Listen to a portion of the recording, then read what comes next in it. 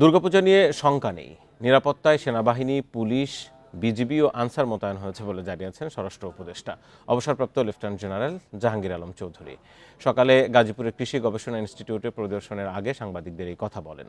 সামাজিক যোগাযোগ মাধ্যমে গুজব ছড়ানোর বিষয়ে বলেন, যেখানে এ ধরনের সমস্যা হবে তখনই সেখানকার পরিস্থিতি তুলে ধরতে হবে।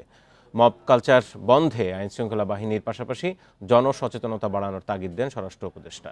এছাড়া শিগগিরই নিত্যপণ্যের দাম সহনীয় পর্যায়ে চলে আসবে বলে উল্লেখ করে তিনি আরও বলেন, যদি কোনো সিন্ডিকেট থাকে সেটি বাণিজ্য মন্ত্রণালয় ভেঙে দেবে। র্যাবরে দিয়েছি, বিডিআর দেওয়া হয়েছে, সেনাবাহিনীকে ডিপ্লয় করা হয়েছে, নেভিতে ডিপ্লয় করা হয়েছে, প্লাস এয়ারফোর্সেরও ডিপ্লয় দেয়। এবার সব ধরনের বাহিনী ডিপ্লয় করা হয়েছে। এবার পূজা খুব ভালোভাবে হবে।